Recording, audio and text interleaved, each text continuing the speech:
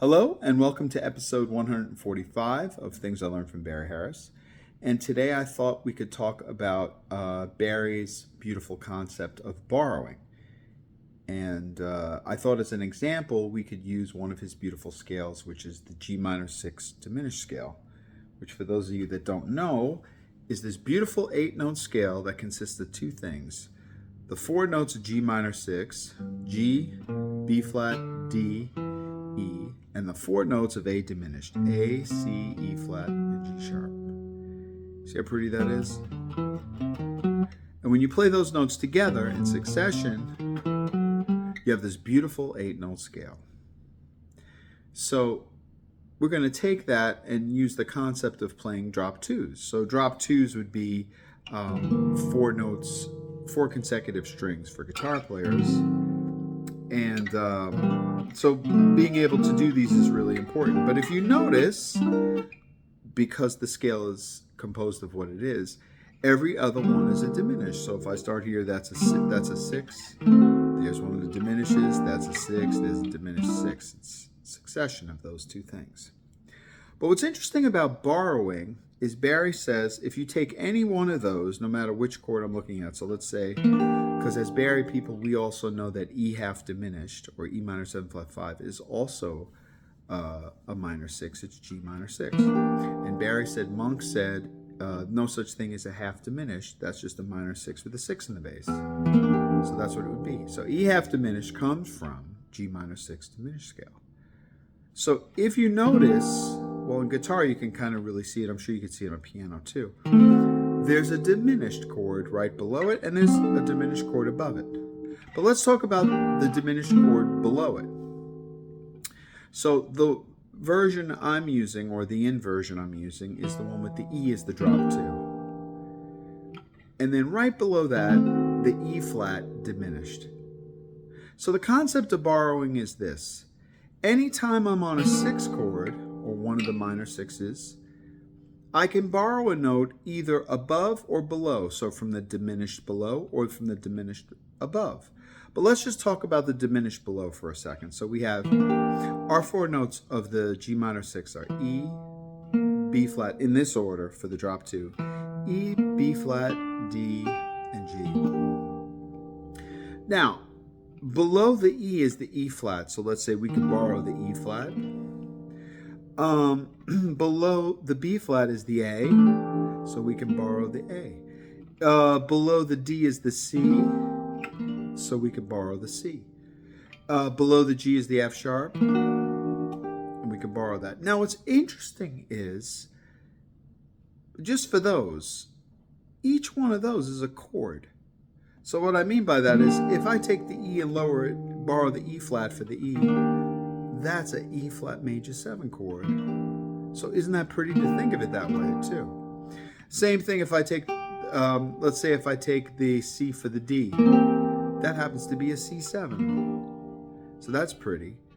Then we have the G on top. If we take the F sharp for the G, that's like F sharp 7 with a raised 5. Or G flat 7 with a raised 5. Isn't that pretty? So knowing all these things is really important. And then if you start to think about, well, if I could borrow 1 note, I could borrow 2 notes. So when you start thinking about borrowing 2 notes, you get all sorts of pretty things. Like, for instance, you can get it if you borrow, let's say, for the E, you borrow E flat, and for the D, you borrow C. Now you have E flat 6. So E flat major 6. That's really pretty. Very nice. Then you have, if I borrow, let's say, for the B flat, I borrow A, and then for the D, I borrow C. Now I have a C6. It's just, there's so many really pretty things. How about if I borrow 3 notes? So one of the 3-note ones I can borrow, let's say for the E, I borrow E flat. Let's say I keep the B flat.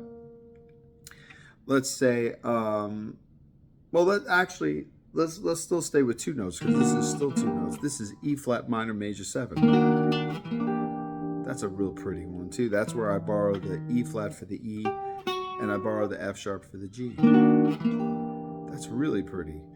Then if I wanted to do 3 notes, now I could do something like for the E, if I lower it to E flat, the B flat I lower it to A, and the D I lower it to C, but also just keep the G on top. Now I have C minor 6. See how pretty this is? All these are beautiful. I also have, if I keep the B flat, I lower the D to C, I lower the G to F sharp, I lower the E to E flat, I have E flat minor 6. Look at all these pretty things. So you say to yourself, okay, well, what can I do with these? Well, it's a movement.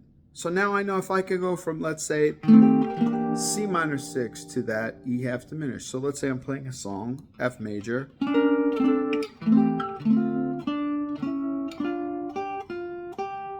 And I say, that was just trying to put it in a movement. So which is a really pretty sound. Or I could have done the E flat minor major 7. So I could have said, let's see, start on F major again.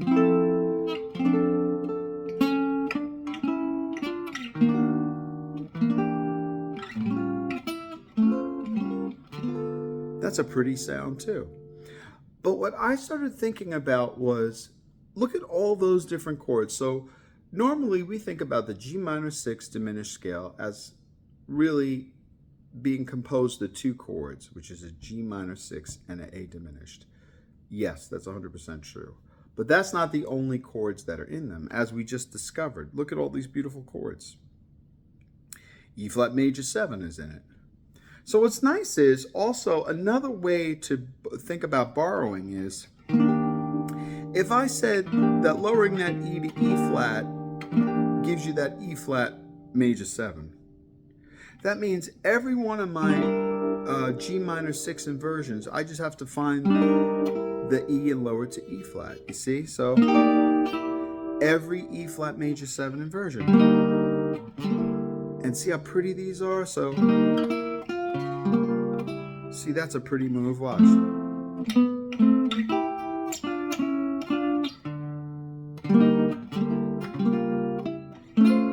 That's a really pretty move. Now, when in life would you ever think to do this? That is such a nice move. Now, the one in the bass is really pretty too. So let's see.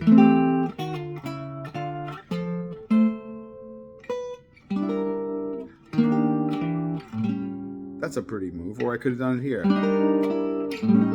I like that one with the flat 5. That's a pretty one. But see, this is the power of knowing that E minor 7 flat 5 is not just a stagnant chord. It's a chord that belongs to a scale. And in Barry's world, every chord belongs to a scale, one or more scales. So think about that, times that by all the chords that you know how to play, and think that that really comes from something. That comes from a scale, which means I can do all sorts of pretty things. So like, let's just take another, here's E flat major 7. And so far we've been sticking with just drop 2s. But what if I do a drop 3? That's an E flat major 7 drop 3. So for those of you that don't know, for guitar, a drop 3 is just play a string. I'm talking about the lowest now. Play a string, skip a string, play 3 strings. So that's, now we know that that's E flat major 7. But now I have to raise that E flat to E again. That's really pretty. So what if I said, look, here's drop 3 F6.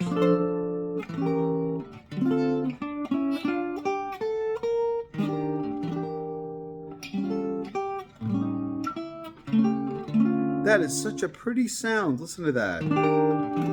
That's a very pretty sound. What if I did a drop 2, drop 4, which is play 2 strings, skip a string, play 2 strings.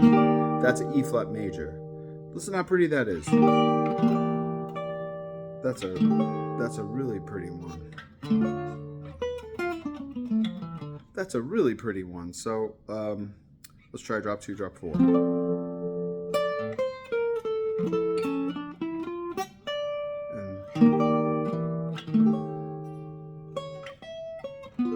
I mean, that is some beautiful stuff.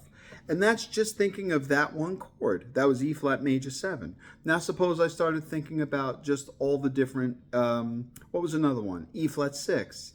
E flat 6 is a nice one. So that means instead of just lowering the E to E flat, I'm also lowering the D to C. So I'll say, now I have to learn all the ways to see that. So here's E flat 6, there's the G minor 6. So here's another E flat 6. That's a nice one right there. That's a pretty one. Wait, let's see.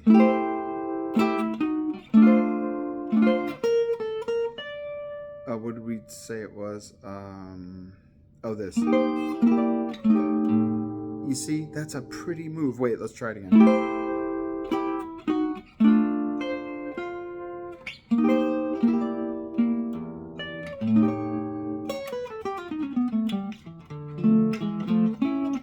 I mean, that is a pretty move. I would never in life think to play this.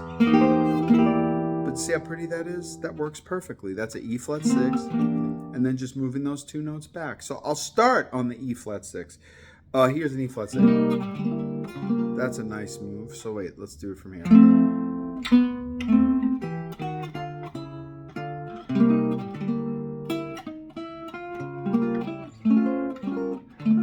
You see how pretty all that stuff is? Oh man. C6. So every C6 you turn into a G minor 6. Every C6. What's the C6 I'm missing? Oh, this one. I like that one a lot. I like that one a lot. It's just another way to look at borrowing. So you say, when I lower a note, or lower 2 notes, or lower 3 notes, what chord does it make? And then let me take every inversion of that chord and then see me move that 1 note, or that 2 notes, or that 3 notes back to minor 6 notes. It's just a nice way to look at it. I never quite looked at it that way. Now, I'm sure there's a way of checking out and saying, we'll see every chord that comes from this. So we just said this G minor 6 diminished scale has an E flat major 7, it has an E flat 6, it has an E flat minor 6, it has a C minor 6, it has a C7, it has an F sharp 7 with a raised 5. So that's a pretty one too. Boy, that is a really nice one. That just means every time you have the G on top, or the G, wherever the G is, wherever it falls in the drop 2, you find the F sharp and you put it in. So there's the next inversion. We have to find the G. So it's the bass. I like that move. Listen to that one.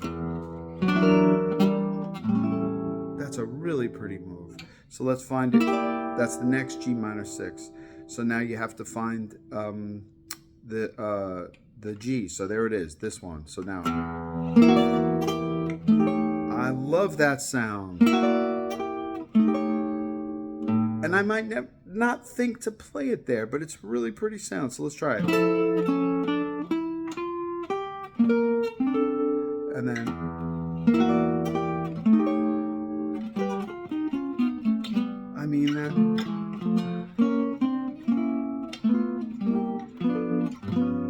that is just such a pretty thing. So borrowing is extremely important. And it's something we should check out. And it's yet another powerful thing that Barry gave us to really help us understand harmony in a way that's totally unique to him. And that gives you more and more power to create movement within your playing, so that we don't always have to all play the same chords all the time. So anyway, until next time, enjoy discovering your different chords in your minor 6 diminished scale through borrowing.